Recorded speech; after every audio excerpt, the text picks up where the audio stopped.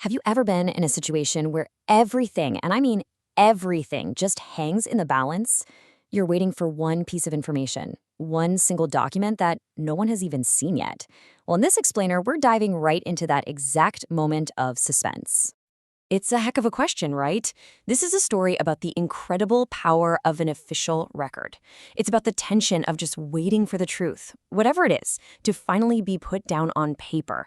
Let's dig into how this one single document really does hold the key to the entire case. All right, so after a really contentious hearing back on October 23rd, the whole foundation of the legal argument is about to do a 180. This is no longer going to be a battle of who remembers what. It's about to become a battle over a single official text. And boom, here's the pivotal moment. The judge ordered that the audio recording from a really key conference back on July 21st had to be unsealed and transcribed. This means turning spoken words into a written document that will now become the official record, something both sides and the court can see and use. And you have to understand, this changes everything. The argument is no longer about, well, I remember it this way versus, no, you said that. From this point on, all that matters is what is written in that official transcript. It creates one single source of truth for everyone involved. So what do you do while everyone's waiting for this game-changing document? Well, for the claimants who are representing themselves, this period of just waiting around becomes a time for some seriously intense preparation. For weeks, the case is pretty much in a state of suspended animation. Both sides are just stuck in this weird limbo, waiting for the transcript that's going to shape their arguments for the big December 15th hearing. It's a pause, but it's one filled with a ton of anticipation and uncertainty. So during this waiting game, Victor and Marina get to work. They are meticulously putting together a timeline of every single email, every document draft, every application. And look, this isn't just about organizing dates. For them, it's a tool. It's a way to make sense of the whole chain of events that led them to this exact spot. And at the very heart of that dispute, the reason this transcript is so important is one very specific, absolutely crucial point of disagreement. It's the issue everyone hopes the transcript will finally clear up. Now, for one side, this might seem like, a minor detail, something to sort out later. But for the claimants, for them, this is the entire ballgame. From Victor and Marina's perspective, the tax status of the payment isn't just a detail, it's a deal breaker. Why? Because it directly changes the amount of money that actually ends up in their pockets. So the big question is, without a clear agreement on that, was there ever really a true agreement at all? This whole process also kind of pulls back the curtain on a hidden imbalance in the legal system.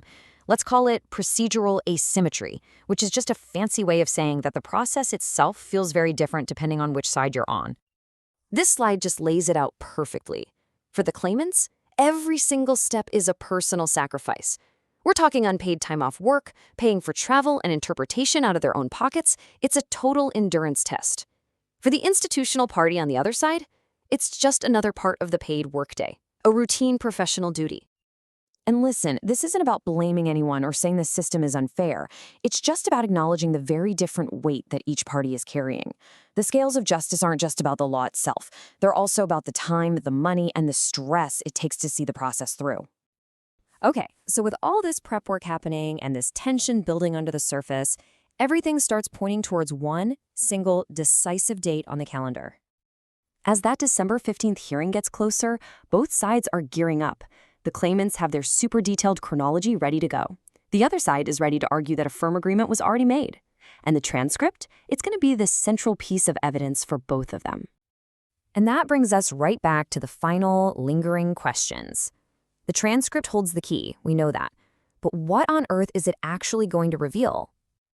I mean, this could go in a few different directions, right? Will it confirm that, yes, a clear, binding agreement was made, case closed? Or will it show that, no, a final deal was never reached because these key conditions were still up in the air? Or could it reveal that things were so murky that a full trial is the only way to sort out the facts? And this quote, this really gets to the heart of why this matters so much, especially for people trying to navigate the system by themselves. Official documents like a transcript are absolutely essential. They become the only real way to see what the court is going to accept as a hard fact. So as everyone waits, the ultimate question is still hanging in the air. What story is that transcript going to tell? In a case that's been so complex and frankly so exhausting for everyone involved, will this one single document finally bring the clarity that everybody is so desperately looking for? It really makes you think about the power of the official record, doesn't it?